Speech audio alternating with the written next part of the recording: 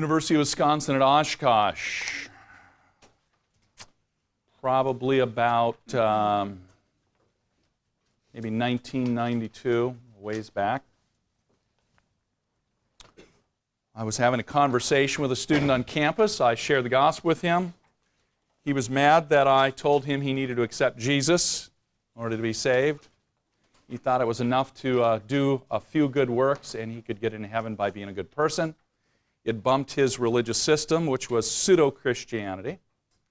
And he made it his goal, as a result of that conversation, that he would try to get the organization of Campus Crusade for Christ kicked off campus because of that conversation that I had with him. So he agitated some things with the student government. He got us kicked off campus. And the reason why the student government kicked us off campus was because we would not allow an atheist to be the president of our Christian organization. And we had a rather lengthy fight over this issue.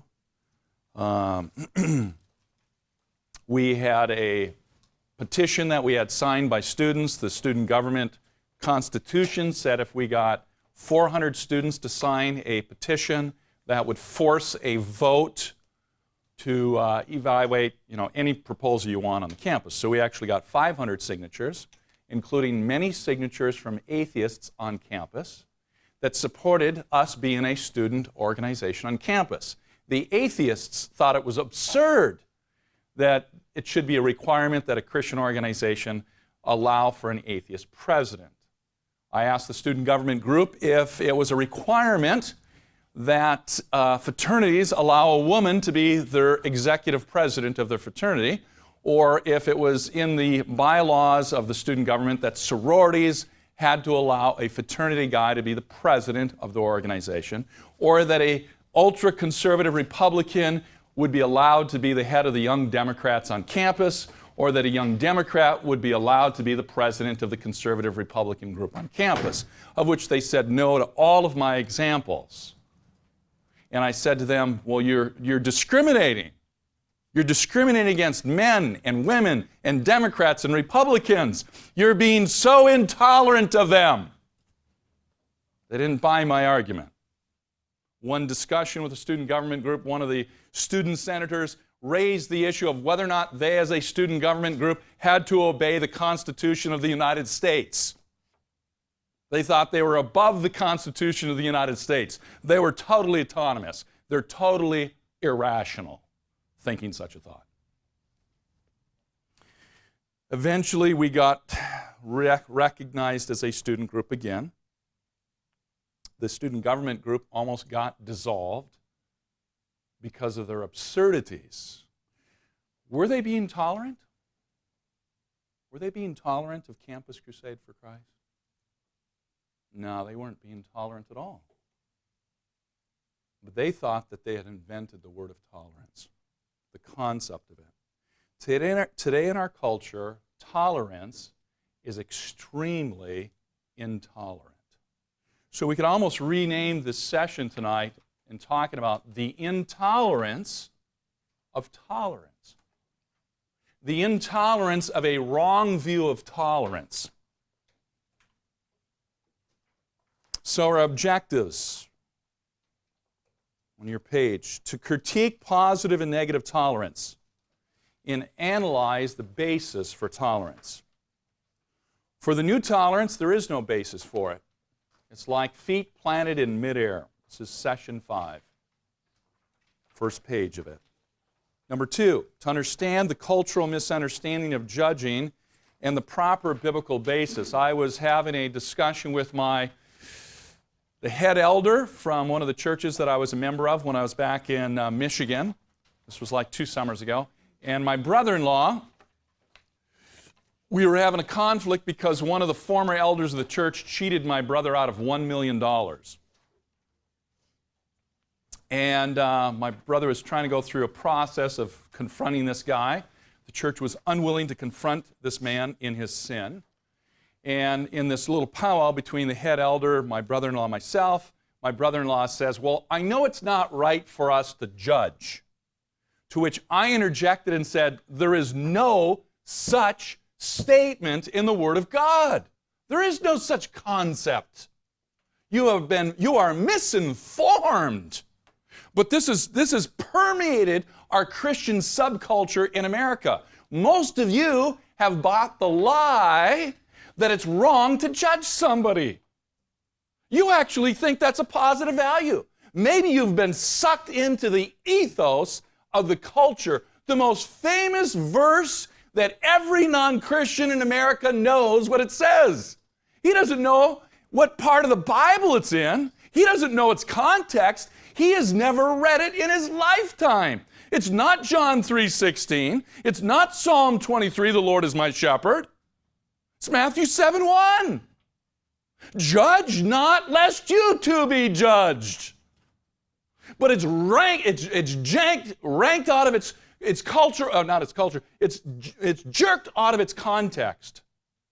And it's being made to say something it doesn't say. And we've bought it as believers. Now, God doesn't want us to be obnoxious and abrasive and insensitive. Those are not positive qualities. We can stand for truth. We can do so sensitively. We can do so lovingly. We can call things wrong when they're wrong. And we don't have to be abrasive in it. But to say that judging is wrong actually is a wrong judgment. Number 4, to analyze the postmodern influence on tolerance and its false notions of it, i.e. tolerance. To understand what true tolerance does and does not involve, to list 3 critical negative results of the new tolerance in our culture today, and to list 4 responses to the new false tolerance. Quote from an article entitled Understanding Today's Postmodern University. Postmodernism suggests that rather than dominating others with our vision of reality, we should accept all beliefs as equally valid. Openness without the restraint of reason and tolerance without moral appraisal are the new postmodern mandates. One of the books that I've used in my resource for this lecture when I first began to think about it more is from the book by Josh McDowell entitled The New Tolerance. I want to read a little story excerpt that really highlights the conflict that's going on in our culture about this mistaken notion of tolerance. The screen door slammed. "Hi, Mom," 16-year-old Matt called out, heading straight for a cabinet. "I'm starved." Nancy smiled. "How did your day go, son?" she asked. Matt shrugged as he reached for the cookie jar. "Not bad," he answered. "Just the usual." With a fistful of cookies, he turned to walk out the kitchen door. "Got to do some studying," he said over his shoulder. "Big test tomorrow." "Oh," Nancy raised her eyebrows. "What subject?" "Humanities," he answered, turning back to face her. "We've been talking about tolerance the last few days, and just this morning, Mr. Johnson announced we have a quiz tomorrow on what we've learned on the topic." "Tolerance. That's nice," she said, turning back to her sink full of dirty dishes. "Let me know if you need any help, son."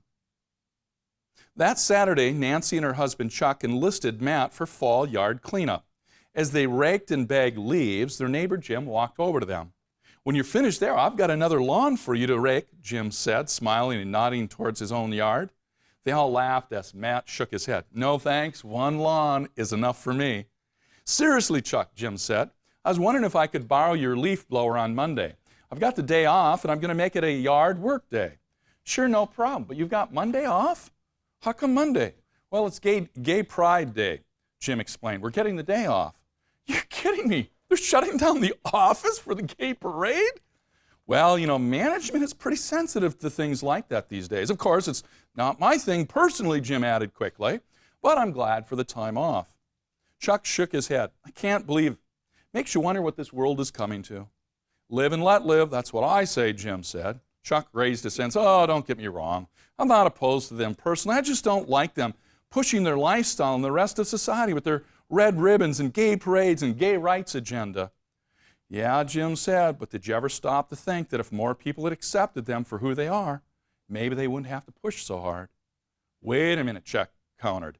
"I didn't say I couldn't accept them as people. I just don't agree with their lifestyle. Homosexuality is wrong. We shouldn't be celebrating it, for crying out loud." But their lifestyle represents who they are, Jim argued. They just want to be themselves without people judging and condemning them. He stopped and smiled. So anyway, can I come over this evening and pick up the leaf blower? Chuck returned the smile and nodded. Absolutely. Thanks, Jim, turning to walk away. See you later. Jim was no sooner in the house than Chuck noticed his teenage son staring at him. I can't believe you, Dad, Matt said, his dark gaze bewildering and accusing. What? Chuck answered. What do you mean? You're always telling me how we need to be a witness to the people around us, that we need to set a good example of what it means to be a Christian, and then you go and talk like that to our neighbor. Chuck was shocked. What are you talking about? All you said, Matt interrupted, was that people shouldn't have the right to live and believe however they please. But isn't that what Christianity is all about? Loving and accepting people the way they are? Isn't that what the Golden Rule says, to treat others the way you want to be treated? Don't you want to be treated with respect? Because if you do, then you need to treat people the same way. Chuck was flabbergasted. His son had never spoken to him this way before. Of course I need to treat other people with respect, he said, and I do. But that doesn't mean I need to agree with their beliefs and support their lifestyle. There is a difference, you know. Is there, Matt asked? Is there really? Can you really say you accept and respect somebody if you label their beliefs wrong and you call their lifestyle immoral? Think about it, Dad. It just doesn't make sense. How can you call yourself a Christian and be so intolerant? Isn't that exactly what the Bible tells us not to be? You don't understand, Matt, Chuck continued. It's not being intolerant to tell people what the Bible says about their lifestyle. You've heard me say it before, son. Hate the sin, but love the sinner. That's all I'm trying to say. Matt shook his head. That's a total cop-out, Dad. You're being totally self-righteous and judgmental. You sound like one of those Pharisees in the Bible that Jesus was always getting mad at. If someone's lifestyle or beliefs don't line up with yours, you're right and they're wrong. If that's not being intolerant, then I don't know what is. Turning towards his mother, who stood open-mouthed beside them, Matt declared, I can't believe it. My own dad's a bigot. He threw down the rake and stormed into the house. Both of them say they agree with tolerance. Why such a sharp conflict? Both say they believe in tolerance, but they're having a battle. The reason is because they're operating in two totally different viewpoints and definitions of what tolerance is. And this is why we have conflict in our culture when we get into discussions about hot issues. And somebody says, well, you ought to be more tolerant. And I say, I'm being more tolerant than you are right now.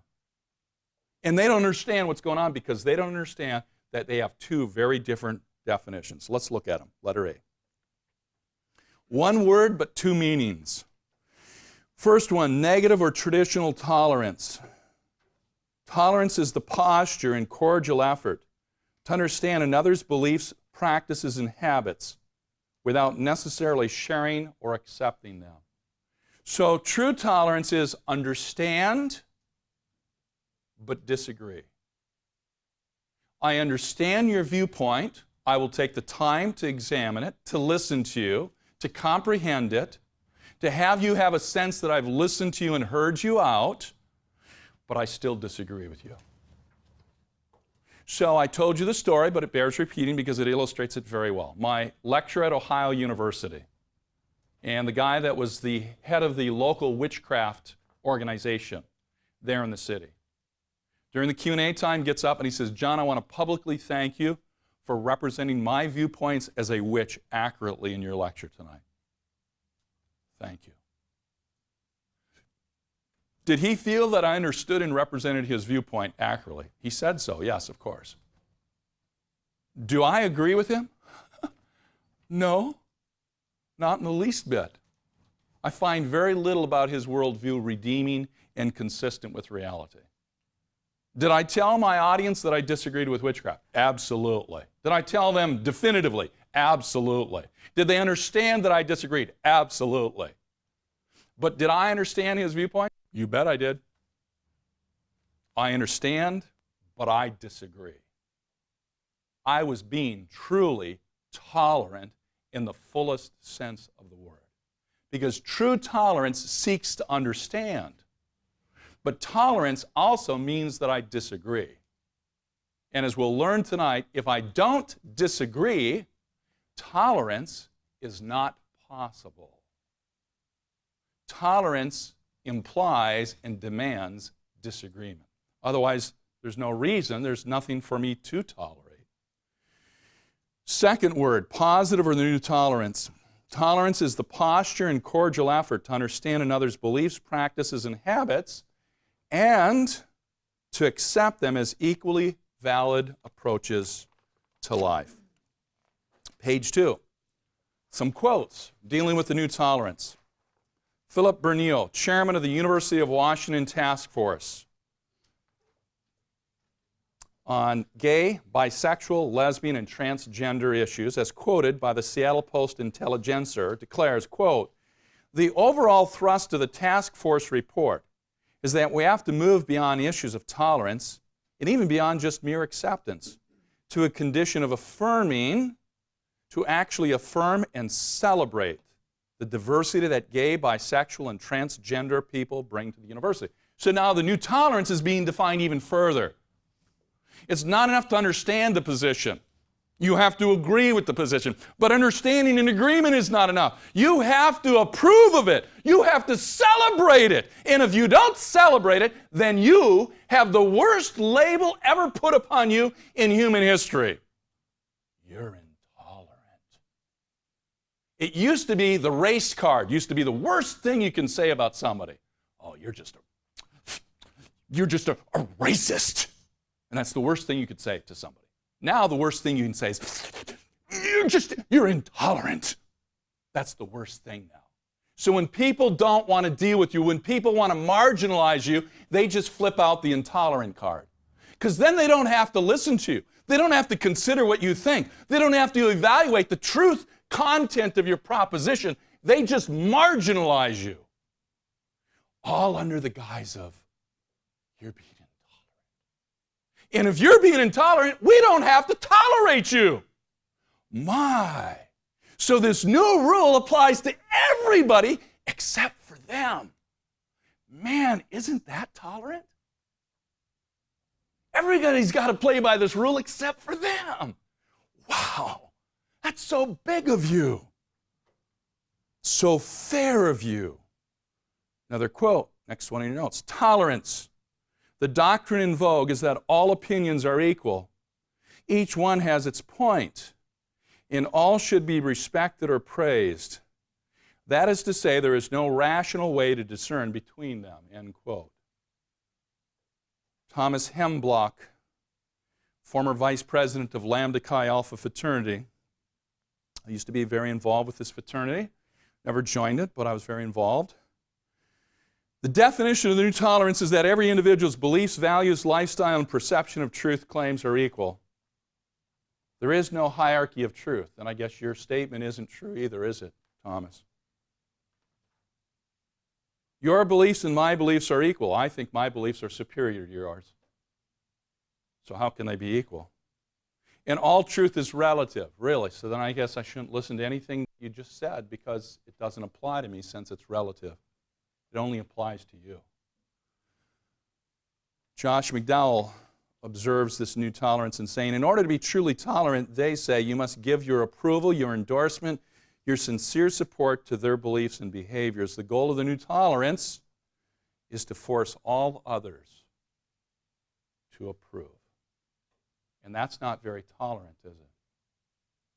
In fact, it's excessively intolerant.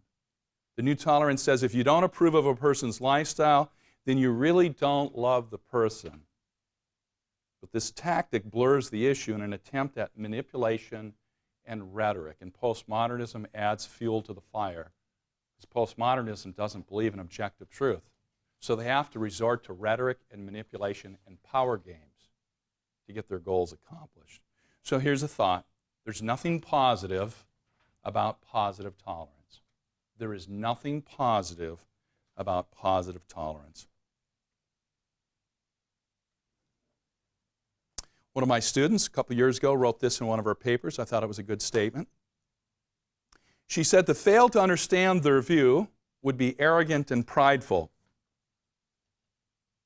But in contrast, to fail to reject and disagree would be hypocritical and dishonoring to God.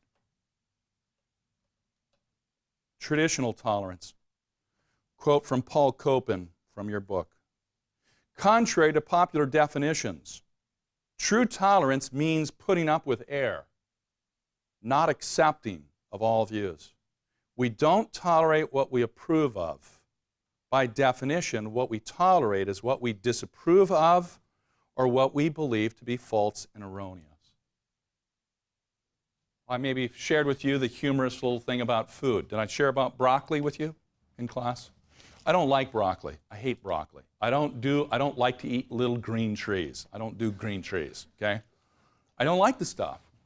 But my wife tries to pressure me into eating it. She'll hide it in the casserole. She'll put it underneath the sauces. You know, she hopes that I don't see it, you know, and I'll eat it. And then when I see it and I take it out, she kind of guilts me into trying to eat it. You know, she's like, you know, that's not being a real good role model for our children. You know, you need to set a good example for the kids, you know. You need to eat some of it, you know. So I'll choke some of the stuff down, you know. I'll eat a few trees, you know, I don't like it, but, you know, I'll eat it. I put up with it even though I find it distasteful.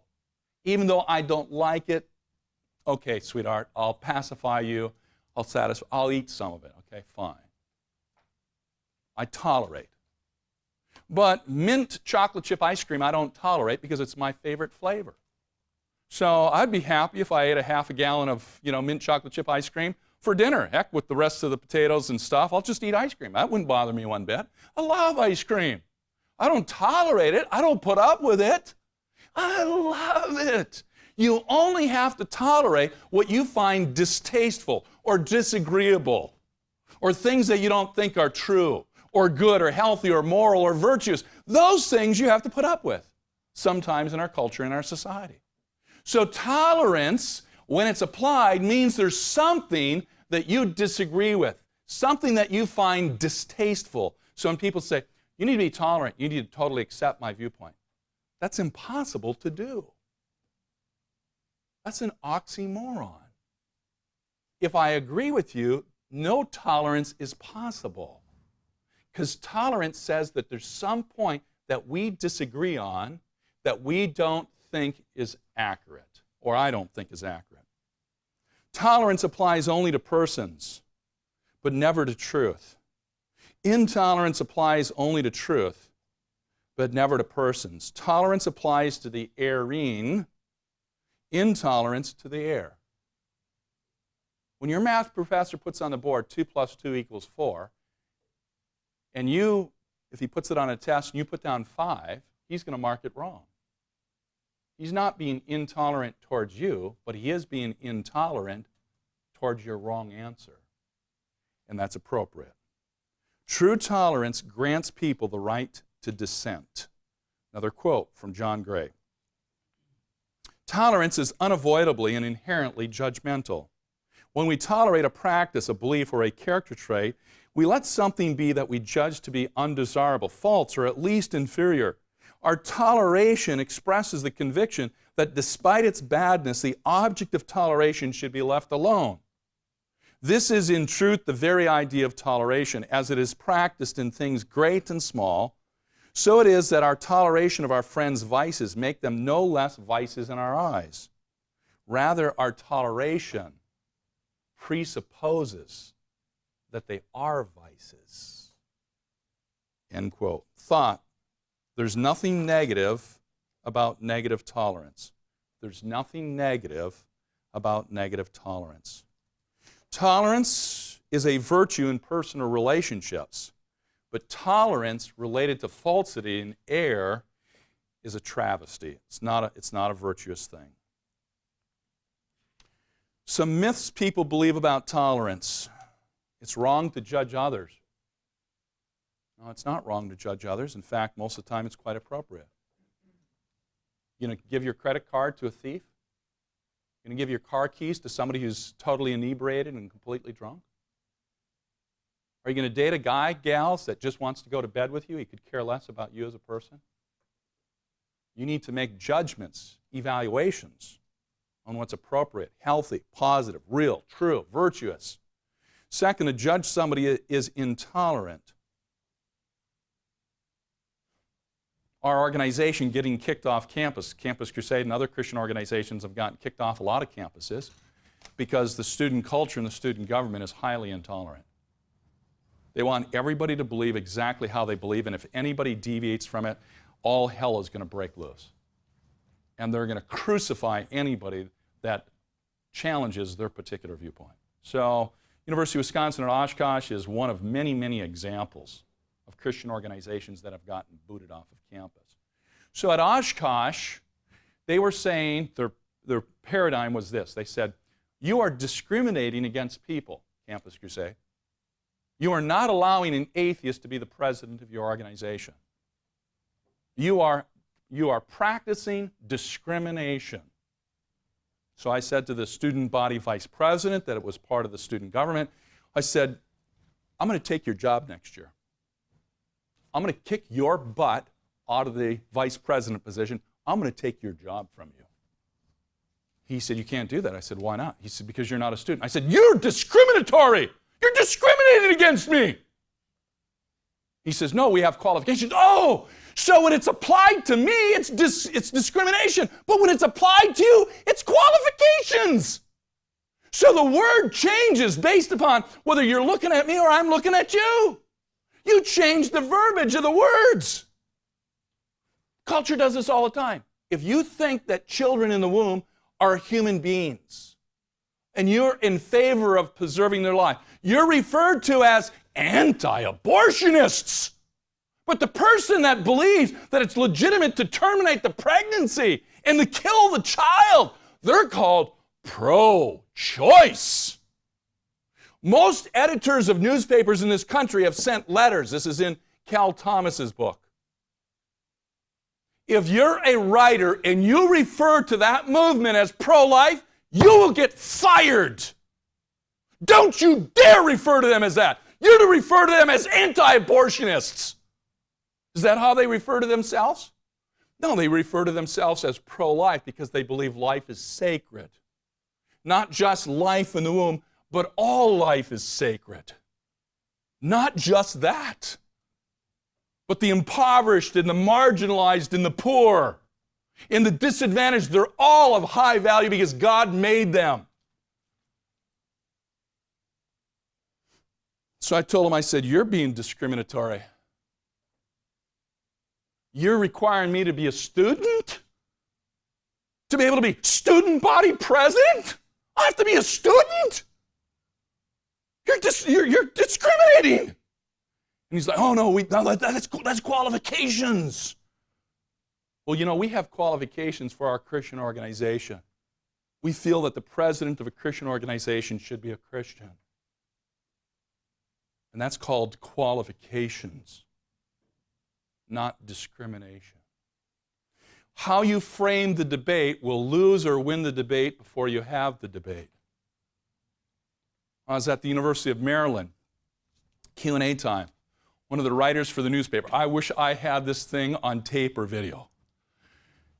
He raises his hand, he says, John is a narrow-minded, arrogant, egotistical, intolerant, judgmental, and he used about 50 adjectives in his, quote, question. And after he finished, I said, holy man, I said, you just arrested me and tried me and convicted me and executed me all in the same sentence. I didn't even get to testify. And the whole crowd started laughing because it was obvious of what he was doing. He was so intolerant, so judgmental, so extreme, so over the edge. I think I shared with you about my lecture at the University of Massachusetts. Before the lecture, some of the students that were involved in the pagan and witchcraft club on campus passed out flyers to people inside the lecture hall, outside the building, in the hallways as they came, passing out this flyer, saying that the presentation that I was going to make was going to be narrow-minded, judgmental, intolerant. And I'm like, wow, that's interesting. They've never heard me speak before. They don't know one bit of information, one sentence of information about my lecture, but they've already prejudged me. My, how tolerant. How tolerant. How open-minded. So when I got up to lecture, I read the flyer to the whole audience. I said, how many of you got one of those flyers? And there's probably 100 people out of 500 that got one of those flyers. And I said, you know, this is really interesting. This organization has prejudged my lecture without knowing anything about me, never hearing one word that I've ever spoken. Man, isn't that tolerant? Isn't that open-minded? And that organization knew that they had just got burned alive because they had violated their own value system. And during the Q&A time, after I finished my lecture, the guy who had been the ringleader, he got up and he publicly apologized. I give him enough credit. He had enough gumption and enough honesty to publicly apologize when he realized he was way over the edge and wrong. I said, I appreciate your apology, but you know what? This flyer is highly intolerant. And you have violated the very thing that you said I wouldn't do. But did my lecture represent your viewpoint accurately? Yes, it did. And you judged me before you even listened to it. My, how tolerant is tolerance in our culture today? So the culture is saying to us, we're intolerant. I say, you don't know what you're talking about. You're lucky I don't shoot you or throw you off a cliff. I'm willing to love you. I'm willing to be your friend. I'm willing to listen to you. I'm willing to understand you, but I reserve the right to disagree. And when you disagree with me, you tell me that also. So I'm being a heck of a lot more tolerant than you are. Number 3, it's wrong to say that somebody is wrong. It's self-refuting. It's wrong to say somebody else is wrong. You just said it's wrong to say somebody else is wrong. You just said it. You just violated your own statement. It's craziness. People say this. This is the dumbest things I've heard in my life. The Bible says it's not right to judge. Oh, no, it does not.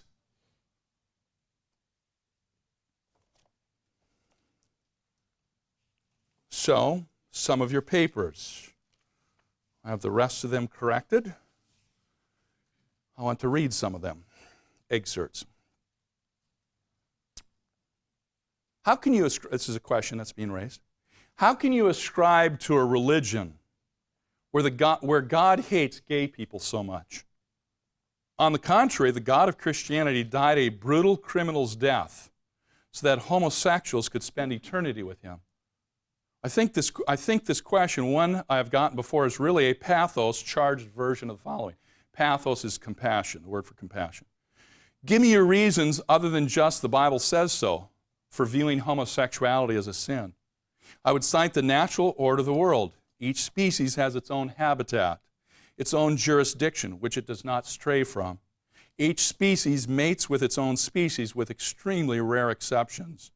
It does not transgress this unwritten law. Humans have a universal taboo on immediate family incest, affirmed by almost every culture throughout history. These seemingly universals reflect an order within the world.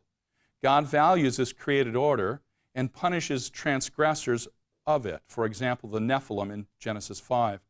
Homosexuality is a violation of this created order, akin to incest, bestiality, or even adultery. Thus, the God of the universe views it as a sin against himself, and those who partake in it are guilty before him, but never beyond thorough and total forgiveness.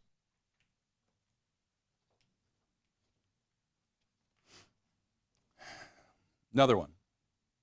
Given that the scriptures dealing explicitly with homosexuality are culturally bound and refer to the sin of heterosexuals engaging in homosexual behavior, that's not true, but this is coming from like a non-Christian stating this, and given that homosexual people are most likely born homosexual, that's false also, how is it that homosexuality can be considered a sin?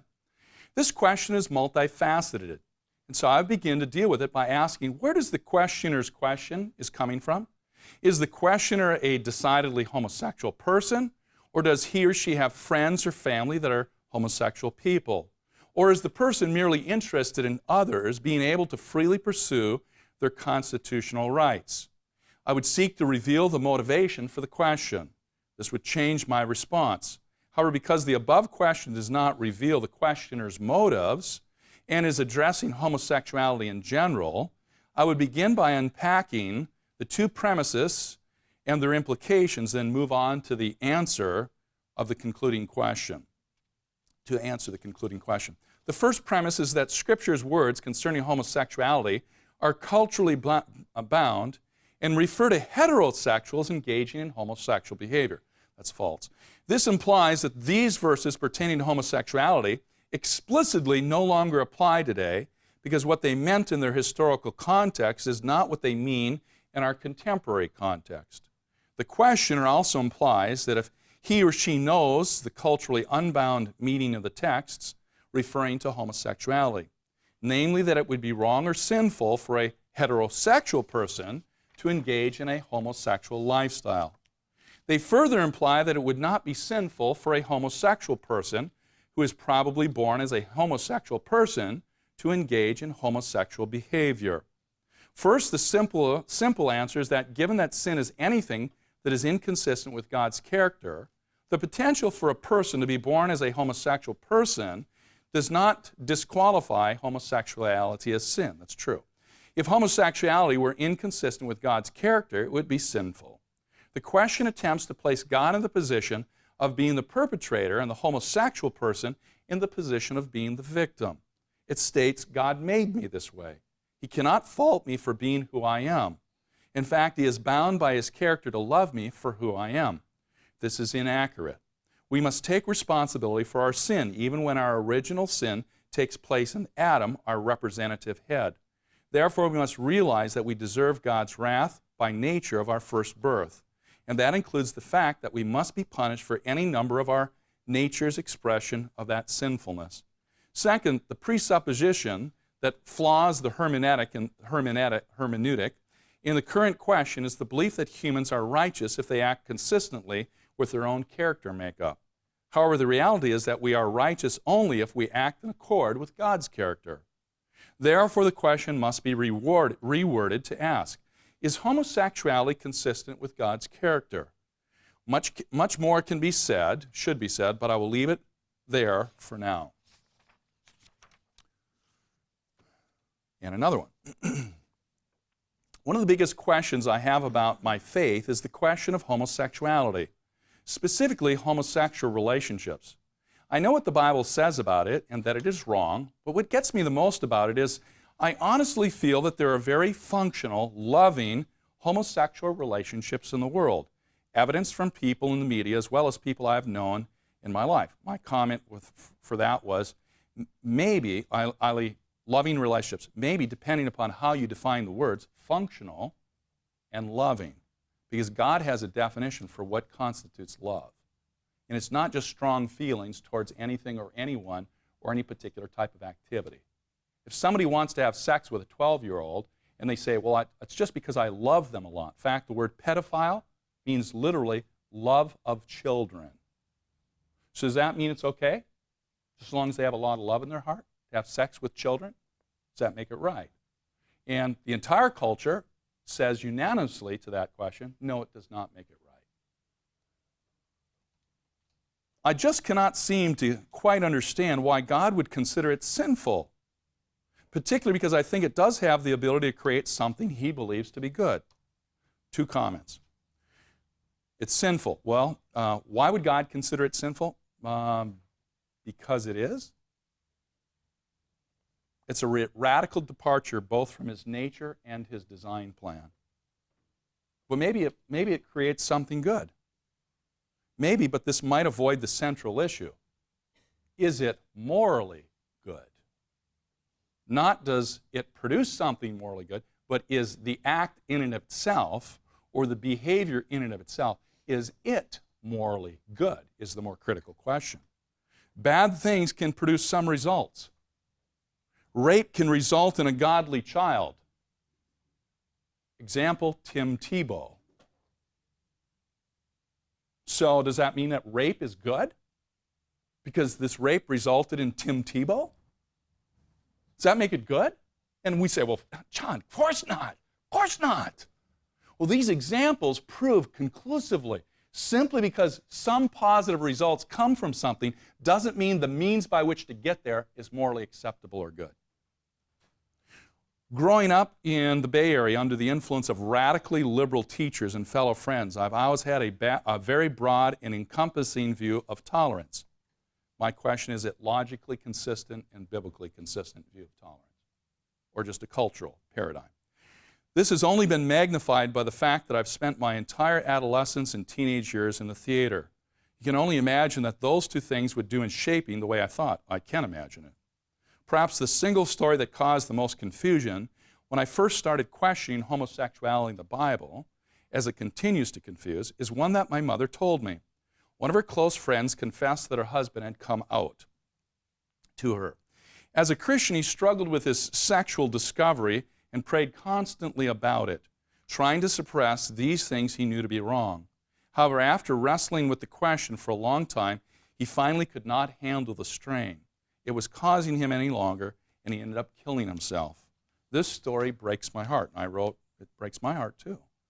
I'm just having so much trouble trying to understand how homosexuality fits in as a sexual perversion. I was asked when I was at UCLA, I did a lecture on there, Stump the Professor, this is a few years ago, and I know that I'm going to almost always get a question about homosexuality. So one of the girls in the audience during the Q&A time, she raised her hand, I called on her. She said, John, what is your view, what do you think the Bible's view on homosexuality is? This is quite a loaded question, because it's easy to get killed answering the question. The worst answer would be to say it's morally wrong because the Bible says so. That's not going to float anybody's boat, even for the Christians. You're not going to have a good response from the audience. So that's a very dangerous statement to make. Not because it's not true, because it is true.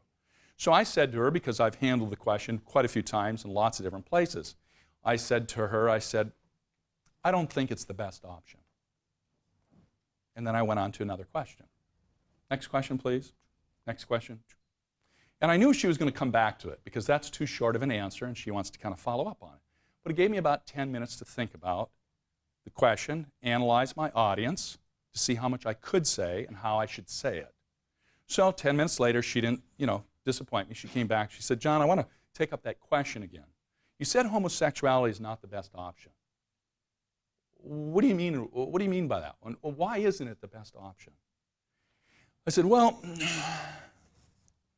if we go back to the original creation account, we see that God created Adam and Eve. God created a man, and then he created a woman. Now, I said, I'm not trying to be cutesy or abrasive in my comments.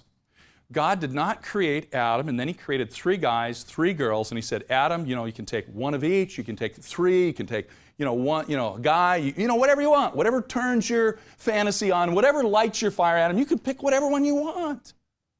If you want to have a guy for a companion sexually, you can pick a guy. If you want to have a girl, you can pick a girl. If you want to pick one of each and be bisexual, man, it's okay. God didn't do that. God created Adam, and then he created a woman only. So the marriage paradigm actually is one of the strongest arguments against homosexuality, even though we don't think of it in those terms. God made a man, and he made a woman only for a relationship, including a sexual relationship. This is not arbitrary. This is not a mistake on God's part. And I said, quite frankly, most homosexuals or people involved in homosexual behavior, they're not after sex. It's not what they're after. What they're really after is intimacy, closeness of relationship. And I said, that will never be accomplished by taking your clothes off. Taking your clothes off with somebody will not give you relational intimacy. So the very thing that they want, they're not going to be able to obtain. If you're thirsty and you drink seawater, it will not quench your thirst. It will actually result in greater thirst. And if all you drink is salt water, it will kill you because it will dehydrate your body. So the very thing that you think will satisfy is actually going to create more hunger. Why is it that the average homosexual in America has 40 partners a year? Oh, because they have such a capacity for love. No. Why is it that the Los Angeles Times reported that the average homosexual male in Los Angeles has 200 partners a year. And the Los Angeles Times reported that the average male homosexual in San Francisco has 400 partners a year. Are they being satisfied? Is their hunger for a relationship being fulfilled? I had a conversation 2 months ago, Biola student, involved in a homosexual lifestyle. He said, this is the longest I've gone without a homosexual experience. I said, how long is that? He's like, 6 days. Normally, he said, I can only go 1 or 2 days, and then I have to have an encounter, a sexual encounter with a guy. He doesn't even know their names. He doesn't have any relationship with them. Is the hunger in his heart fulfilled? Obviously, no. They're not after sex, they're after intimacy, but they will never get what they want.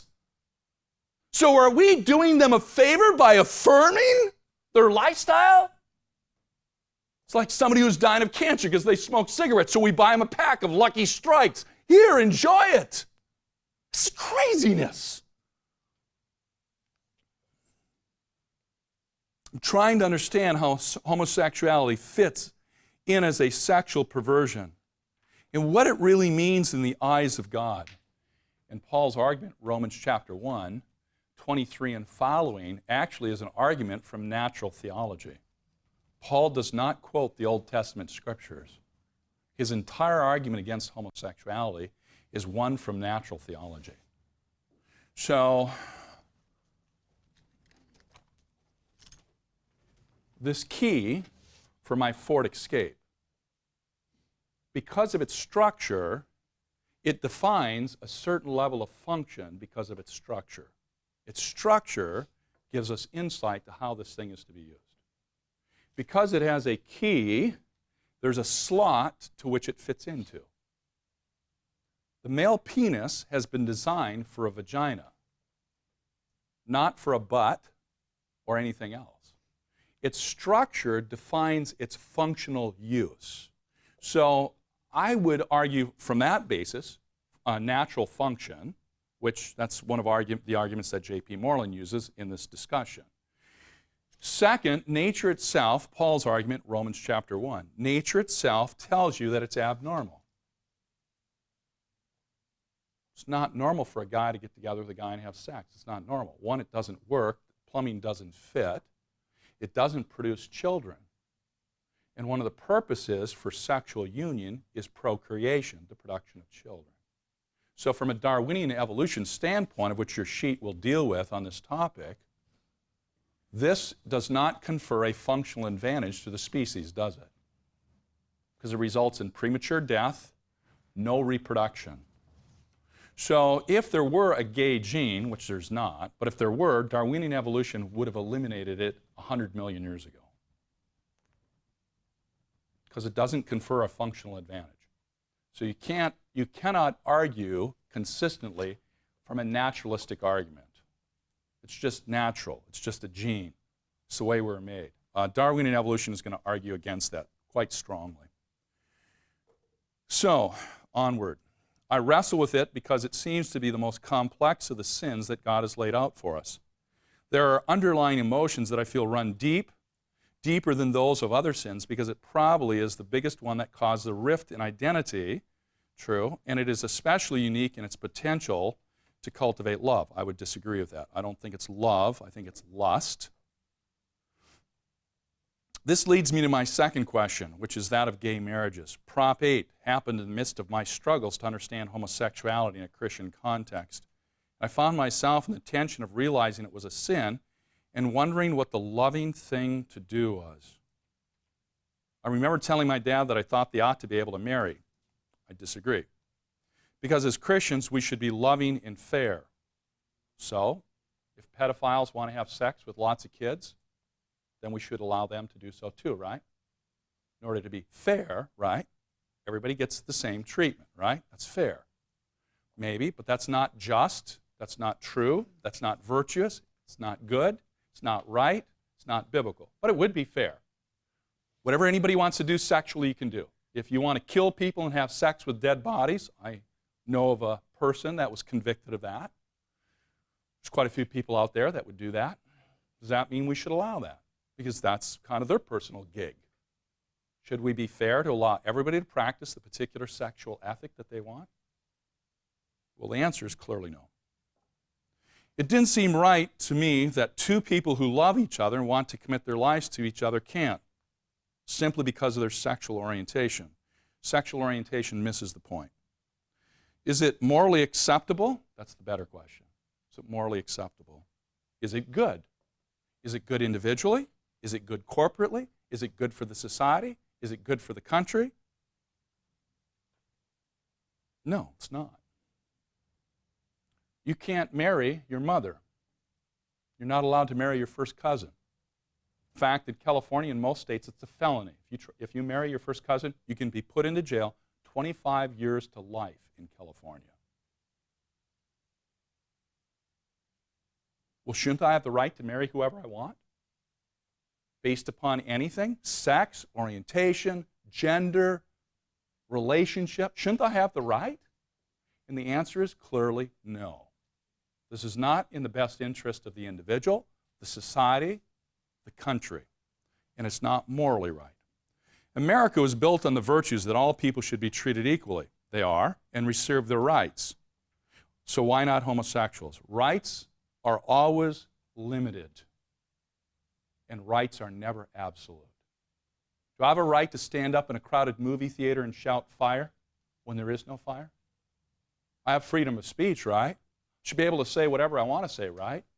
Do I have a right to stand up in public and say, so-and-so government official should be assassinated? Should I have the right to say that? Well, our country says, no, I don't have the right to say that. Speech is limited. All personal liberties are limited. So why does one particular group of people get unlimited freedom when the other group of people doesn't? I don't have the right to marry somebody who's a guy. You don't have the right to marry somebody that's of the same sex. Nobody's got the right. So it's fair. Everybody's got the same lack of rights in that area. It's equitable across the board. What we oppose, what they see as inalienable rights, can close their hearts to the mention of Jesus. That's a secondary issue. People might also reject the gospel because Jesus says he's the only way to heaven. That's their personal choice. While I understand that the last sentence is flawed in its perception, the rest of it I am not able to shake off. It's a world of conflicting ideas. That's true. And I'm stuck in the middle, stepping on something no matter which way I choose. That's true. And the more you step on truth, the more you're going to get opposition from culture. Especially as culture drifts away from a biblical paradigm and you make a stand for it, you're going to get more heat. Still along the same tangent is the struggle that I face with one of my best friends. I share with her frequently through the walk of my faith and what Jesus is doing in my life. She listens with a very sincere and open mind. In fact, she believes in God. But she refuses to call herself a Christian or associate with Christianity because she says that she would not want people to assume that she believes everything we do. Most of this has to do with the sort of hot topics in current debates like homosexuality and abortion. She's a very thoughtful and very reasonable girl, as are most of my friends who are non-Christians, and I find it difficult to work through the issues they have, as they are the same sort of things that I struggle with, or something I find difficult to convey to someone who doesn't come from a place of faith and understanding of the basic nature of God. My question on this whole topic is, has God spoken? Has God spoken? Has he said anything in the Bible about it? And are you and I going to believe what he says? Whether that's Jesus is the way, the truth, and the life, or that hell is a very real place that's permanent and that people have a conscious existence, or that there's boundaries and limits to proper sexual expression. Are we going to just accept Jesus' forgiveness, but we're not going to listen to him when he says certain things on other topics that push hard against our culture? We need to take the whole counsel of God, irregardless of what our culture says, irregardless of whether or not it's popular or not. I was at the University of Wisconsin at Eau Claire. This topic of homosexuality came up. And one of the guys asked me, he said, what do you think about it? I said, I don't think it's the best option. He wasn't satisfied with my response. And he followed up on that. He said, why? And I told him. And then he said, well, don't you love people? Aren't there guys in your life that you love? Oh, wrong question to ask me. Wrong question. So I pull out a pack of pictures and I start talking about these friendships that I have. I said, I love these men. I love these men with all of my heart. I love them. But I want to get into their heart. I want to have deep relationships, not sexual involvement. So I can have deep, intimate friendships that are incredibly redemptive and positive and encouraging and virtuous and moral.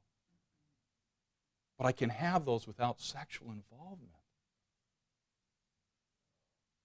I said, so yeah, I've got great relationships, lots of great relationships. Lettering in your notes. The tactics of the new tolerance. The tactics of the new tolerance. I have a quote. It's not in your notes, so you can just kind of listen. This is from a friend of mine who teaches at a seminary in Singapore. He says, postmodern society typically gives Christians 3 derogatory labels in an attempt to discredit and marginalize it. First, we are considered arrogant if we claim that Jesus is the only way to have a relationship with God. Second, we are considered imperialistic if we claim that our perspective of truth and morality transcends all peoples and all times. Third, we are considered intolerant since we do not accept some of the views of the world as valid interpretations of reality. So Christians are labeled arrogant, imperialistic, and intolerant. Why? Because we stand for truth. We disagree that some statements are morally wrong. Number 1, non-agreement is phobia. Non-agreement is phobia. The only reason why you're against homosexuality, John, is because you are homophobic. And I say, no, I'm actually not homophobic. I don't have a fear of homosexuals. I fear for them because they're going to destroy their life. Average life expectancy for a male in the United States is about 75, 76 years of age. Average life expectancy for a male homosexual in America is about 40 years of age. 75 minus 40, 35 years left of life, or 35 less years of life. Dying 35 years prematurely. That doesn't sound healthy to me. That sounds like it's personally harmful to the individual, which most people in our culture buy that value system to say, if it's harmful, it should not be done. Dying 35 years prematurely is harmful. So I don't have fear of homosexuals. Line them all up, I'll give them lots of hugs. I don't mind giving them hugs. I don't mind having a friendship with them. My friend that I told about last week, Schaefer, I still keep in contact with him. I love him. I care about him. I'm concerned about his life. Just because he's involved in the homosexual lifestyle, I don't break off the friendship. I still care about him deeply. I still can have a friendship with him. So there's no homophobia in my life. But people sometimes use this as an argument against us. Because I'm against homosexual behavior, they'll say, well, you're just homophobic. And I say, it's just not true. It's not true. Secondly, nonconformity is hate. John, if you don't conform to our viewpoint on this alternative lifestyle of homosexuality, then that's just because you have hate in your heart. Well, that's just not true. I don't have hatred. I have actually concern. I have compassion. I have sympathy. I have great concern for them. I think they're destroying their life. As I said to my friend Schaefer when he said he's going to pursue the homosexual lifestyle, I said, Schaefer, I love you a lot. I care about you deeply. And that will never change. I will always care about you. I will always love you. and I'll always be your friend. But I think you're making the biggest mistake of your life. And you're going to end up destroying your life. Is there hatred in my heart? No, exactly the opposite. There's an incredible amount of love and concern in my heart for him. So when people just throw that in our face, they're actually mislabeling. They're being judgmental. They're being intolerant. They're not understanding my viewpoint or my heart. Or they'll say, well, because you have a conviction, it's just because you're involved in fanaticism. Or now I'm going to say it with a little bit of gusto, so don't get scared. Conviction is just fanaticism! Well, gee whiz, it sounds like you've got a conviction about this behavior. Yeah, I do! Well, it sounds like you're a fanatic. And, if you got a conviction about something, you're just a fanatic. And if you're a fanatic, I don't have to take your viewpoint seriously, do I? They're more fanatical than we are. When I'm doing a survey, or I'm interacting with a student on the college campus, and he mentions he's involved in the gay lifestyle, he doesn't get a rise from me. It's like he just said he likes apple pie for dessert. Okay? He doesn't get any response from me, no reaction whatsoever. I think his behavior is wrong, morally wrong, but I want to have a conversation with him. I want to love him. I want to have friendship with him. And hopefully I'll have a discussion in the future. If we continue to have a friendship, he's going to bring up the topic to me. He's going to bring it up. When he brings it up, I want to be very gentle. I want to be very gracious. I want to try to understand his world. But I'm not going to give him a pack of cigarettes if he's dying of lung cancer. It's stupidity on my part. It's not a loving thing to do for him. Fourth, doctrine is discriminatory. To believe anything is simply discriminatory, but that's a doctrine. That statement is doctrine. So it's self-defeating again. My friend John Harris was a student at Talbot here. He died of a brain tumor. He was about, maybe 38 years of age. He probably spoke more on the HIV issue than maybe anybody else in America. Lots of high schools, lots of colleges. John is a committed believer. When he talked on the subject of HIV, sexual ethics, homosexual behavior was not a part of his lecture, ever.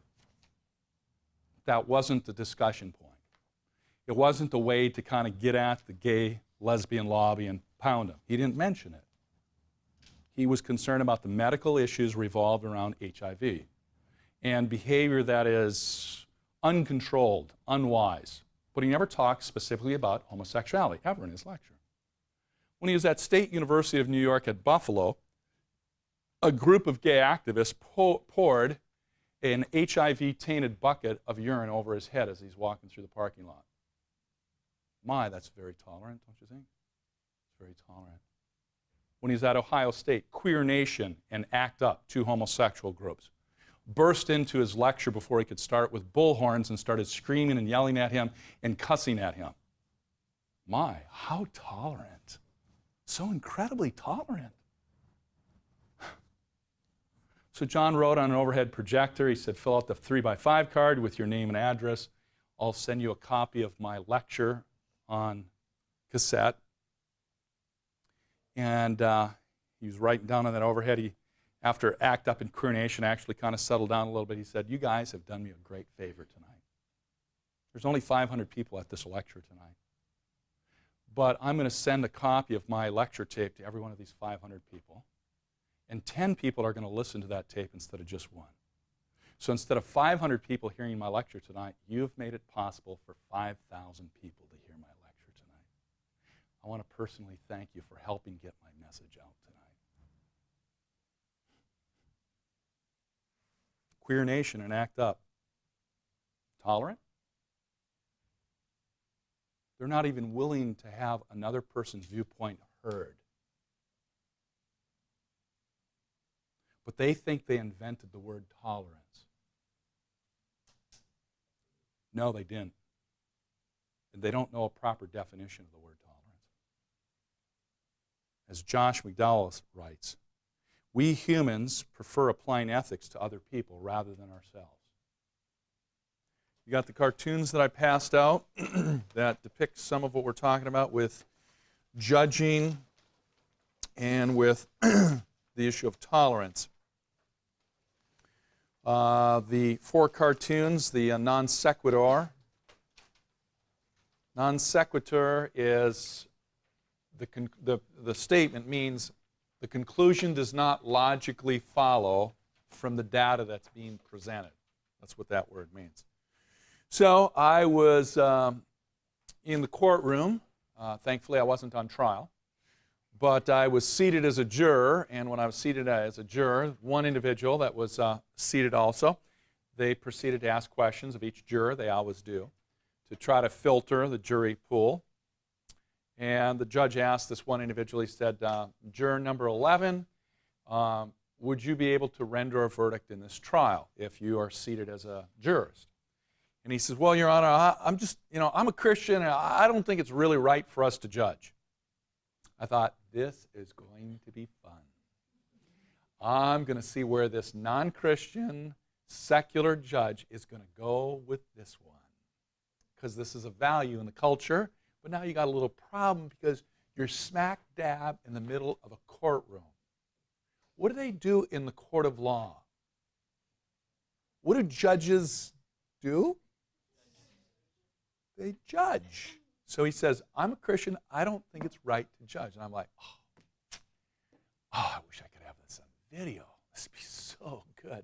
This judge isn't going to know where to go because he's probably not a believer, probably not operating with a objective worldview, i.e. there's objective, absolute truth.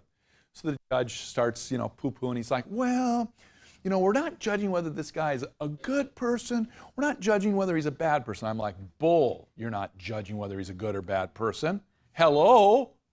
We're just going to make a determination on whether or not this particular individual committed this alleged action that he's alleged to have committed allegedly. I'm like, what a bunch of double talk. So that guy gets excused. Thank you, juror number 11, you're excused. So then I get seated. Comes around to me. Juror number 13, what do you do for a living? Oh, I teach at the university. What do you teach? I teach a course related to philosophy. That's this class. I didn't want to tell them I teach about how to tell people about Jesus Christ. There'd be the door. You're excused. So I like to hide under the radar a little bit. So I said, well, I teach a class, on philosophy and other things. And then they ask me, they say, juror number 13, would you be able to render a verdict in this trial? I said, absolutely, I can, Your Honor. So, the cartoon. The defense finds religion. Judge not, lest you be judged. Or the other cartoon, the ones on 2 cartoons on the piece of paper. The top one, it's grand to be in the new world, where we may worship as we choose. That's the original value. The Plymouth coming over, the Mayflower Compact, and then his wife. And now this cartoon is critiquing a culture. We can worship as we choose, and his wife says, and choose our sexual preferences, and choose to read pornography, and choose to have abortions, and choose to legalize gay marriages, and freedom, right? Freedom to do anything we want to do. Unbridled, unrestricted freedom to do whatever you want. That isn't going to work, is it? It's not going to work in the culture. And then the second one, bottom one, upper box. Clinton proposes special hate crime laws. Hey, why should you minorities get singled out for this special legislation by the then President of the United States? Because we get singled out. What's wrong with the second box? Where's the irrationality in the cartoon?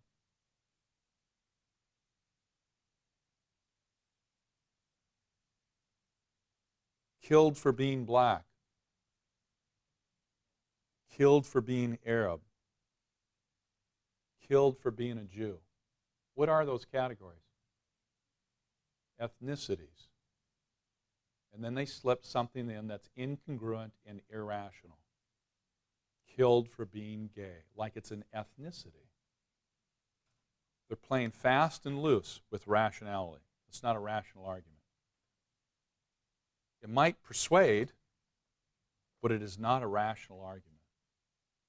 Of course, in our postmodern culture, it doesn't have to be rational. It just has to manipulate people towards your goal. Because the issue is not truth. The issue is getting what you want. So, one other point about tolerance before we move on to the related topic of judging. The bad view of tolerance, the new tolerance, is irrational. Most people that buy the new tolerance are also relativists. Okay?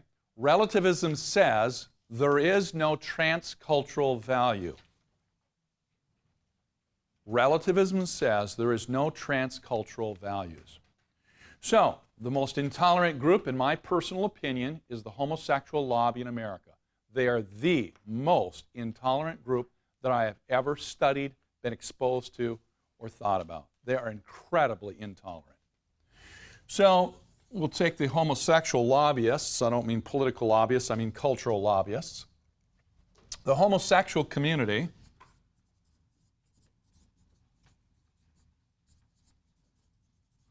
says to the Christian community,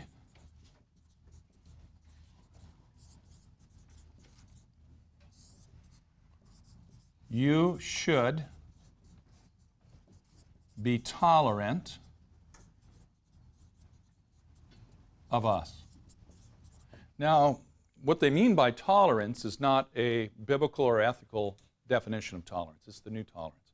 It's you have to accept us, you have to agree with us, you have to embrace our lifestyle, you have to celebrate our lifestyle, you have to help us promote our lifestyle. That's the type of tolerance they're talking about.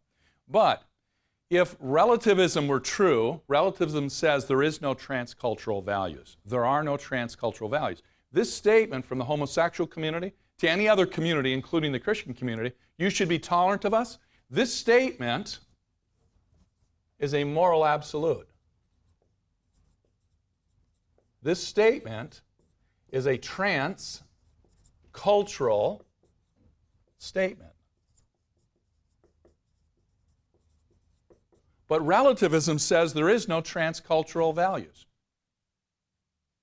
But the relativists in the homosexual camp says to the Christian community, you should be tolerant and accepting of us. That's a transcultural claim.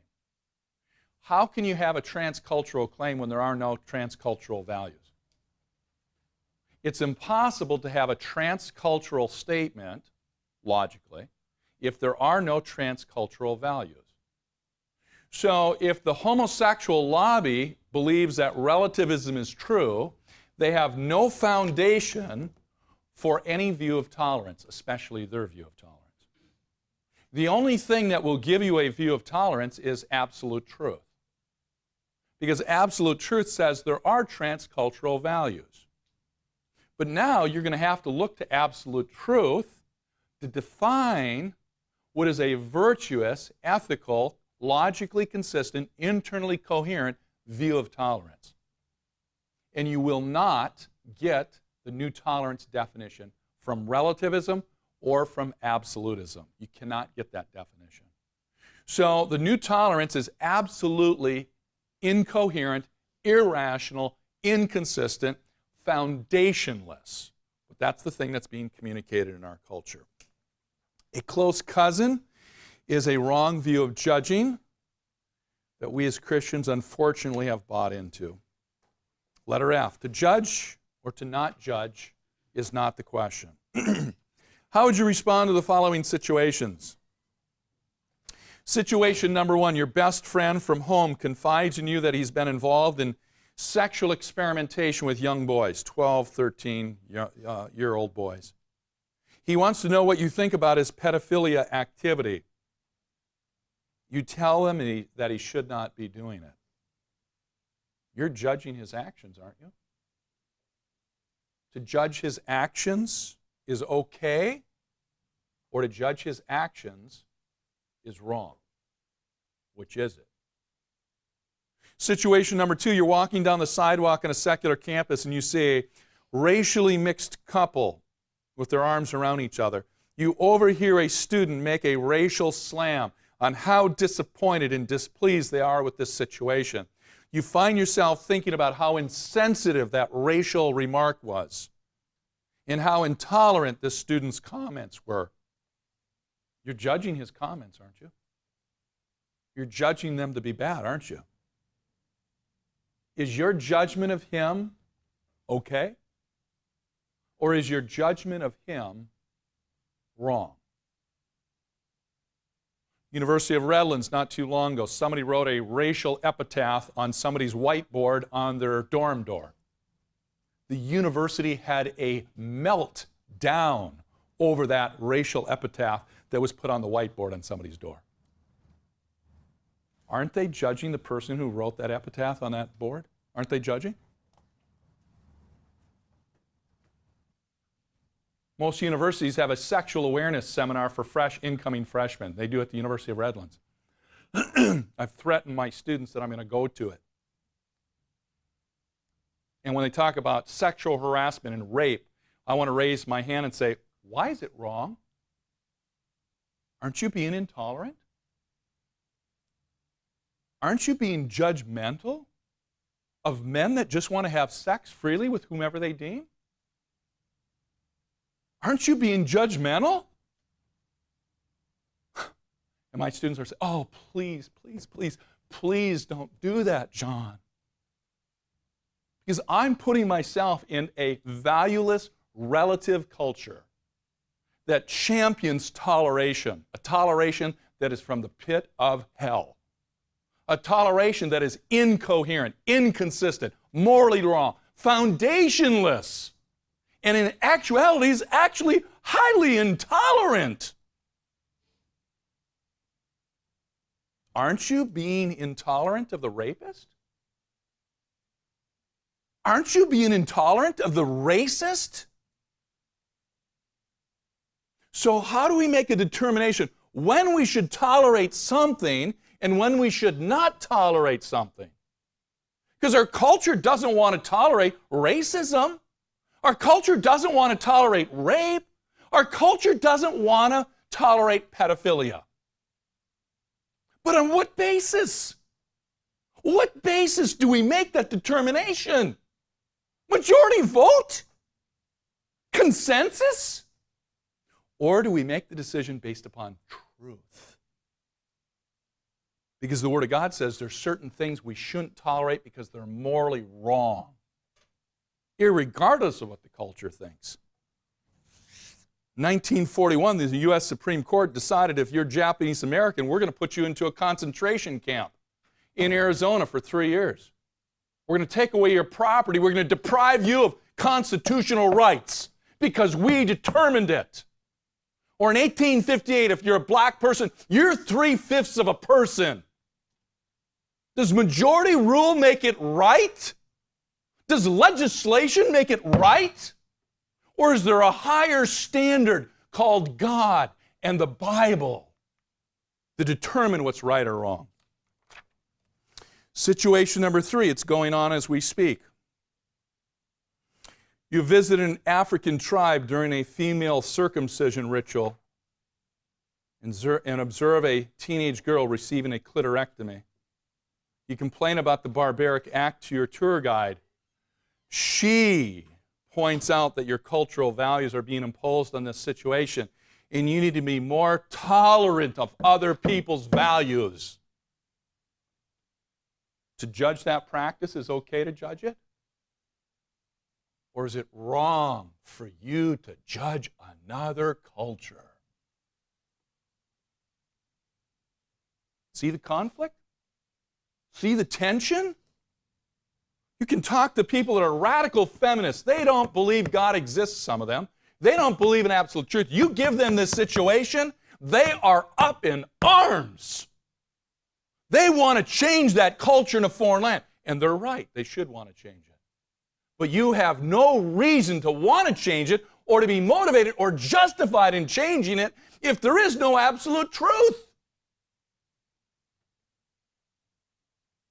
Number two, it's not possible to not judge. The person who says, I don't think we should judge others, is in fact judging you. They're making a judgment. Or the person who injects, don't judge, is actually judging your right to judge. Or the person who declares you ought to be more tolerant is judging what he thinks is your lack of tolerance. So it's okay for them to judge, it's okay for them to be intolerant, but it's not okay for anyone else. I'm sorry, I don't do slavery. I'm not your slave. I'm an independent individual with a mind that thinks. Letter G, a biblical view of judging. What does it mean to judge? According to the Greek dictionary, it means this: to determine, to call something into question, to evaluate, to decide, to differentiate, to try, to sift, to separate, to discern, to appraise, to examine. The Scriptures exhort us to judge in numerous areas. First, to judge what is right in legal matters. In fact, the text says that the church should be the first law court that Christians go to. My brother went to the elders of the church of the guy who cheated my brother out of $1 million of business. My brother went to the elders and says, the text, the Bible says, you should arbitrate between Christians. Their church says, we're not interested in doing that. Church failed. Church failed. Took the church 8 years to figure out they failed. But they finally issued a verbal apology to my brother for their failure. That's why believers have to go to secular courts, is because the church fails to arbitrate like the text says. Second, judge the wrong actions of a brother or sister in Christ. The text commands us to do it. To judge moral issues in the church, Paul exhorts us to. In fact, he says, some of you are dead. God has struck you dead because you're not dealing with sin in the church. Our church would be a lot healthier if God would do that today. Some guy starts committing adultery against his wife, and he drops dead a week after he does it. Solve the problem. Solve the problem. We'd have a healthier church. We'd have more funerals, but we'd have a healthier church. D, we're going to judge the world and angels, Paul says in 1 Corinthians 6. Some of us might be involved in judging demons. I wonder who's going to get the privilege to say to Satan himself, go to hell and stay there. Somebody's going to be able to pronounce the judgment. Maybe it's going to be Jesus, but Paul says believers are going to be involved in the judgment of the world and angels. So, quite in sharp contrast when people say, well, you know, the Bible says what we shouldn't judge. I'm like, are you reading the same Bible I've been reading? Look up the Word. Next, to judge the appropriateness or inappropriateness of an action. Some guy's having sex with his stepmother, and Paul reams him out. Some people are getting drunk at the observance of the Lord's Supper, and Paul reams them out. He says, you need to judge those in the body of Christ. That's why you've got so many problems. You are failing to judge the evil practices, the immoral practices in the church. Same thing today. We're having the same problem. Somebody will commit adultery, divorce their spouse, get married to another person, and then they'll attend another church. Open arms. Oh, hey, you know, so good to have you. Who cares if you're on your fifth spouse? People are going through spouses like they're going through used cars. God says in Malachi, I hate divorce, declares the Lord. That's a pretty strong statement. So, men and women, before you say I do, you better think long and hard. Is it going to be a 3-year commitment, or is it going to be a lifetime? Yeah, but she doesn't make me happy. Oh, the last time I read my Bible, I didn't know that was the goal in life. Be happy. Well, gee whiz, you know, if that was the goal, I don't think I would ever get married because it doesn't always make me happy. Makes me frustrated, angry sometimes, disappointed, depressed, convicted. Marriage isn't for happiness. God's got higher purposes. Marriage is like a mirror. You get to see all your zits at the same time. It's a reflection. Because who you are gets reflected from that other person. Sometimes they tell you where your zits are, where the problems are in your life. You're like, ooh, ooh. You want to find out what your problems are? Ask your best friends. They know what your problems are. They'll tell you all your liabilities in life. I asked one of my friends about a week ago. I said, you know, was there anything negative in my life? He's like, yeah. I was like, oh, I didn't expect that answer. And so I said, well, tell me a couple things. He told me. I'm like, yep. You know me. Yep, you know me. He spent a lot of time with me. He knows all my liabilities. And he was right. I'm like, oh, I'll be more careful the next time I ask that question. Next, judge whether truth claims are indeed true. John 7:24. Judge not according to appearance, but judge righteous judgment. It's a command from Jesus. So in the Matthew chapter 7 passage, what he forbids is the self-righteous, hypocritical judging, which is false and calls down God's judgment on itself. So let's read it in context instead of jerking verse 1 out of its context. Do not judge, so that you will not be judged. For in the way you judge, you will be judged. By your standard of measure, it will be measured to you. Why do you look at the speck that is in your brother's eye, but you do not notice the log that is in your own eye? Or how can you say to your brother, let me take the speck out of your eye, and behold, the log is in your own eye? You hypocrite. First take the log out of your own eye, then you will see clearly to take the speck out of your brother's eye. Do not give what is holy to dogs, and do not throw your pearls before swine, or they will trample them under their feet and turn and tear you to pieces. So this text doesn't say not to judge. And that's how it's quoted all the time. You'll get into a discussion and somebody will say, well, you know, doesn't the Bible say don't judge lest you too be judged? And I want to say, actually, it doesn't say that. You've misrepresented its content by taking it out of context. Three major principles for interpretation of the Bible. First is context, the second is context, and the third is context. And when you take it out of context, that's a pretext for misinterpreting and misunderstanding the text at hand. Read the paragraph. Linguistically, the smallest unit of thought is a paragraph, not a sentence. So read the whole paragraph, as we just did. So it doesn't say not to judge. In fact, it says to judge. It says to judge at least 4 times in this particular text. First, it says you should have self-judgment. So a brother comes to me and he says, hey, John, I'm having a lot of trouble with pornography. And say I don't, but let's say that I looked at pornography 5 hours a day, every day of the week. I do. That's not true. I've never looked at internet pornography. I've never looked at pornography shortly after I became a Christian. I made a commitment to God to live a life of purity. I gave up pornography, and I said, I'm done with it. So I haven't looked at pornography in almost 40 years. I've never looked at internet pornography in my life. That puts me in about a 0.1% category in America for guys. Because almost every guy that I've ever met has looked at internet pornography at some point in time. Or as one of you put in your paper, 99% of men either have, will, or are looking at pornography. 99%. I'm in the 1%, by the grace of God. Not because I'm such a wonderful person, but because He's a transforming God.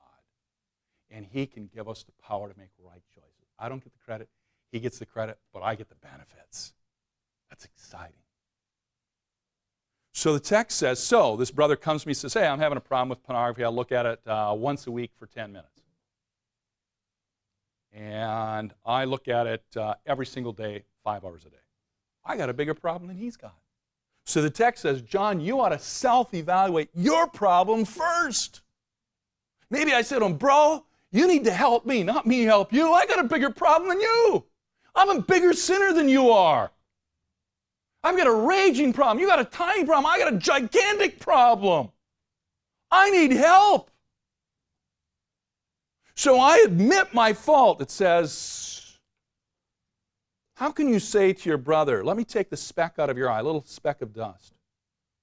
Behold, this log is in your eye. The word log is the big beam that holds up the entire building, the main support beam. So it's bigger than a telephone pole. He's like, you got a honking telephone pole sticking out of your eye. And you're worried about this brother who's got a little speck of dust in his eye.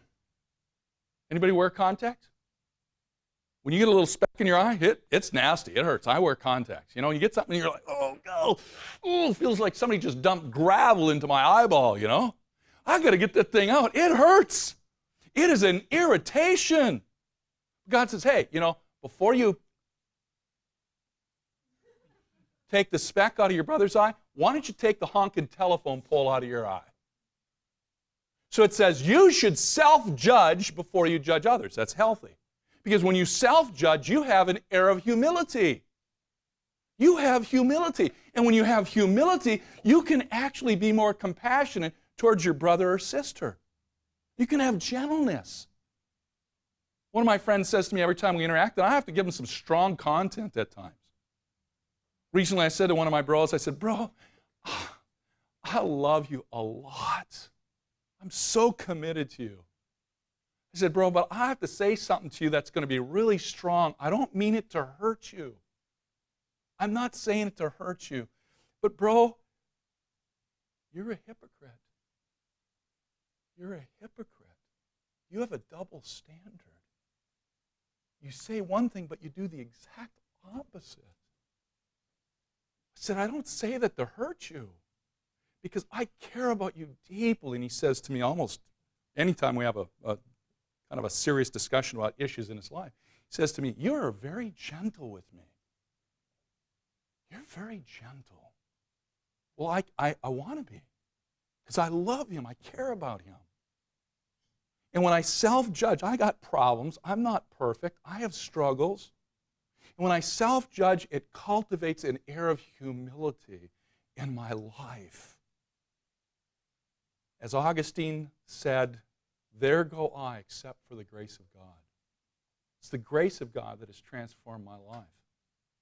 I need to realize where my transformation has come from. So the text says, take the telephone pole out of your eye, and then you're going to be able to have some clear vision. You can take the speck out of your brother's eye. So it says, first self-judge, and then it commands you to take the speck out of your brother's eye. It doesn't say, don't take the speck out. It says, help him, take it out. Then it says, do not give what is holy to dogs. That's a judgment. That's a judgment. Do not throw your pearls before swine. That's a judgment. So 4 times he tells us to judge in this text. The text that is quoted and made to say that it's wrong categorically to ever judge in any situation, anyone, and it doesn't say it. What it's talking about is hypocritical, self-righteous judging. All we have is criticism for other people.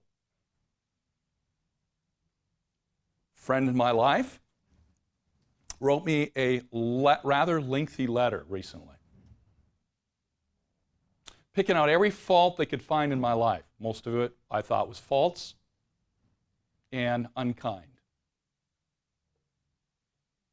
They critiqued all kinds of people in my world, but there was one person they failed to critique: themselves. Not one comment about themselves, but lots of comments about me and everyone else in my world except for them, and they're a part of my world. This person I've known for a long time, on only one occasion have they ever admitted making a mistake to anybody in their life.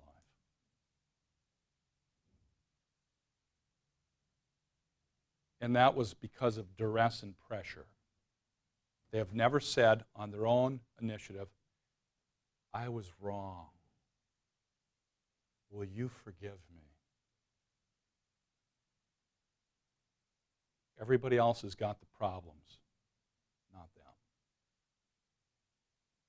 Where I've had the goat of my children, which is very difficult for parents to do, but it's very healthy. One time my younger son started crying and was in pain, and I looked at him and he had a welt on the middle of his back in the shape of a hand. So somebody had hit him so hard that his back actually formed a welt. He had the hand print. Somebody hit him so hard. I thought it was my older son, so I got really ticked. I got on my older son's face really fast. And I raised my voice and started yelling at him, you get to your room, don't you, and I really got kind of angry with him. Then I find out 10 minutes later it wasn't my older boy, my older son that had done it. It was my daughter.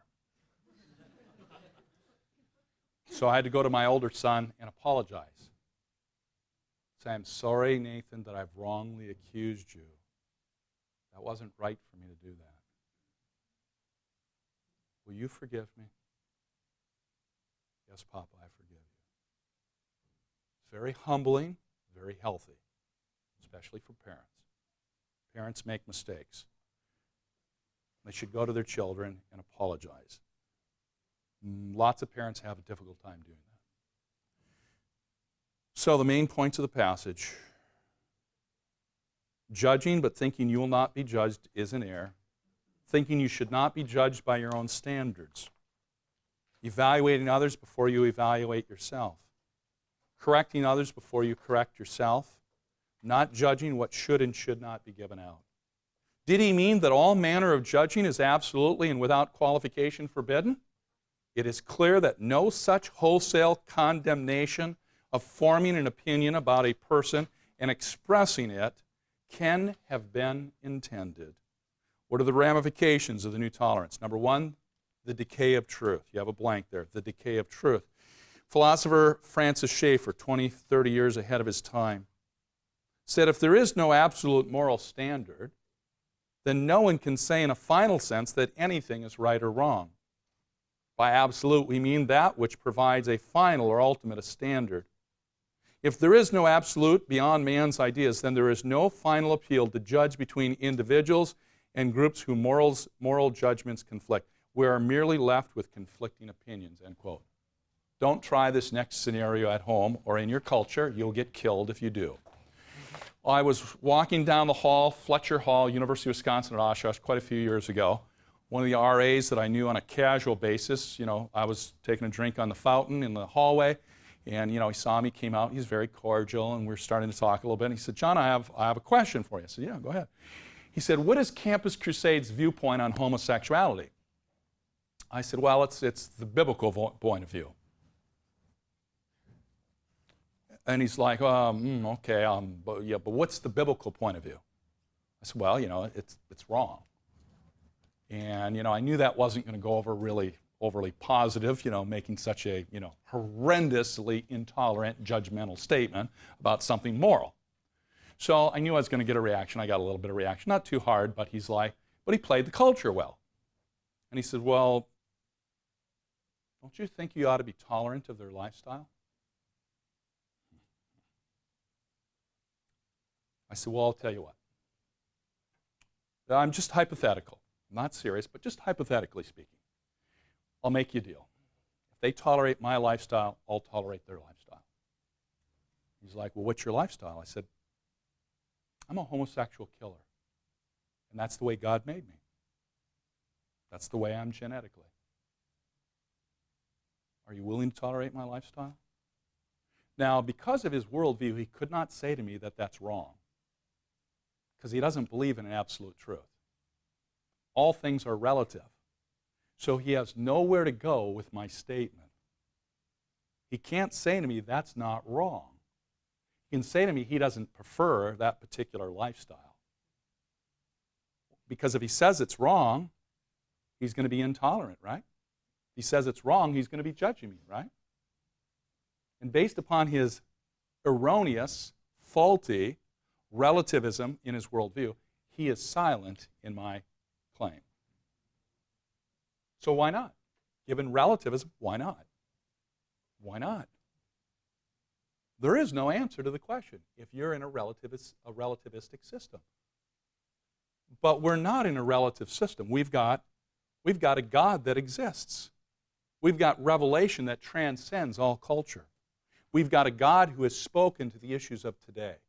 We don't have to guess. We don't have to take a voice vote. We don't have to say what the majority says. We've already got a God that has spoken on the issues, whether we like it or not. So like one commentator says, we don't break the 10 Commandments. The 10 Commandments break us. 10 Commandments are like a brick wall, 60 miles wide, 50 miles high. Go ahead and run your car into it. Go ahead. You can run your car into that wall as fast as you want. You know what? It's not going to hurt the wall. It's going to kill you. That wall is not going to give way to your initiatives. You don't break the 10 Commandments because the 10 Commandments will never be broken. They'll never be suspended. They'll never be rendered invalid. When you violate them, they break you. Second quote in your notes. We are witnessing today the decline of strong philosophy, inhumanely objective and hierarchical, and the triumph of essentially weak rhetoric. The criteria of social coexistence, adaptable and malleable, have begun to play a more important role than the suprahuman criteria of truth. Number two, the demise of justice. The demise of justice. The Unabomber's 13th victim, David Gelindner, said in his article, Surviving the Unabomber, contends, quote, we don't want to be judgmental anymore. No one does anything wrong. Criminals are merely unconventional, or they're victims. But a society whose citizens are not judgmental is a society without justice. End quote. He's right. Isaiah 56:1. This is what the Lord says, preserve justice and do what is right. Read the minor prophets, the last 12 books of the Old Testament. God is absolutely furious. He is bent out of shape, livid. Over what? Oh, we don't love people enough. No, justice. He's ticked off about injustice. For you saying that good is evil and evil is good. And he's saying that's unjust to a holy God. Amos, the prophet Amos declares, you who turn justice into bitterness and cast righteousness to the ground. You hate the one who reproves in court and despise him who tells the truth. This is the culture that he was written to. Number three, the denial of virtue. The denial of virtue. David Cash, a student from UC Berkeley, watched his friend sexually assault and murder a 17-year-old girl in a bathroom in Las Vegas. The LA Times interviewed him and said, were you appalled that a friend said he had just killed a girl? Cash casually answered, I'm not going to get upset over someone else's life. I just worry about myself first. Oh, he's being so tolerant, isn't he? So tolerant. Don't want to judge. You know, what's his place? You know, you shouldn't judge, right? Shouldn't make moral evaluations, right? Wrong. He was a student at UC Berkeley. The non-Christian, secular students at UC Berkeley protested at the administration building and said, we want David Cash to be expelled from this institution. Man, how tolerant, isn't it? How tolerant to those students. How non-judgmental. They want David Cash to be thrown out. Why? Because he doesn't give a rip who murders who. Boy, that's a nice society. Wouldn't you want to live in that kind of society? UC Berkeley. UC Berkeley? This is not Biola University. Non-Christian students standing up for virtue, standing up for moral rightness. Maybe there's hope for our culture when the most liberal institution in the state of California, UC Berkeley, and the students actually uphold a virtuous standard, maybe there's hope for our world. I, the intolerance of the new tolerance. Dr. Frederick Hill. It is the mission of the public schools not to tolerate intolerances. Oh, God.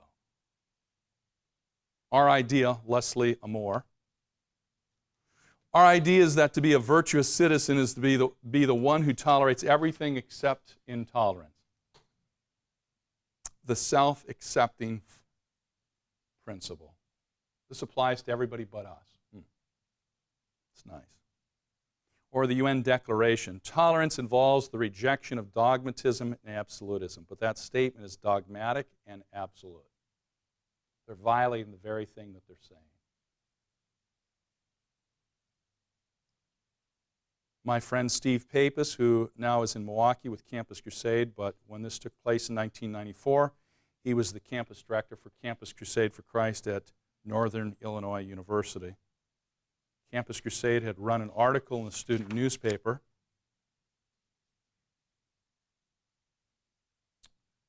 where a guy who was a former homosexual said, "There's another option." There's another option other than pursuing the gay lifestyle. Just said there's another option.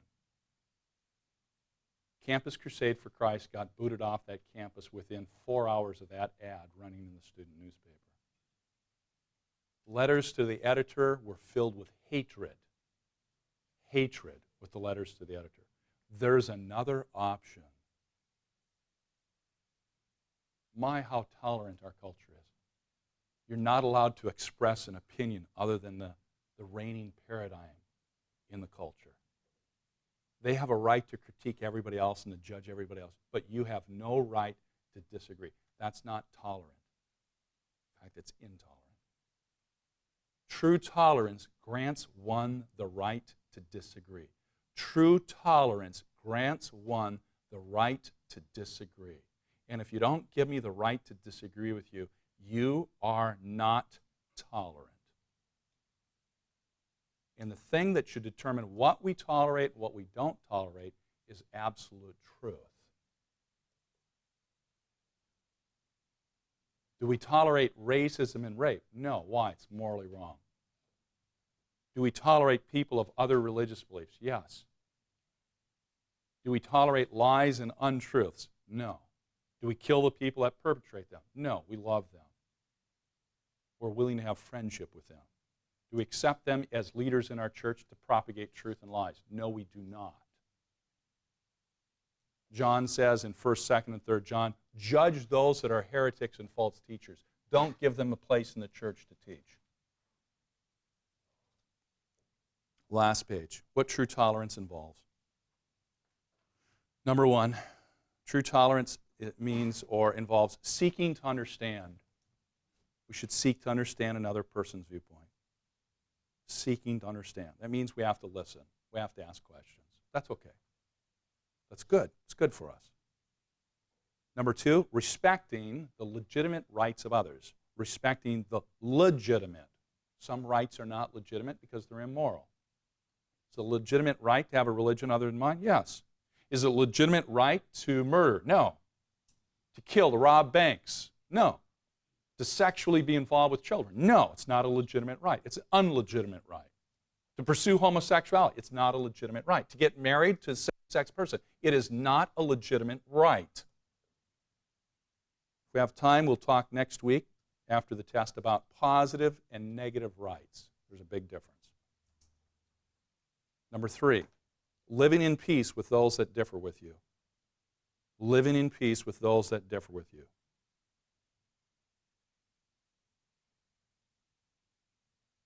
This is a quote from Hillsdale College. It's in Lower Michigan. It's a pretty good institution. Biola is a lot better. As an institution, we do not accept the prevailing academic theory that truth is merely the collective prejudices of the dominant ruling class and culture. Nor do we subscribe to the politically correct doctrine that all differences in ideas, values, and lifestyles are equally valid, and that any attempt to prefer one over the other is an act of prejudice. It is not, end quote. It's not an act of prejudice. It could be an act of truth, honesty, and virtue. Should tolerance be the highest value in a pluralistic society? No, justice and truth should be. Biola University offers a variety of biblically centered degree programs, ranging from business to ministry to the arts and sciences. Visit biola.edu to find out how Biola could make a difference in your life.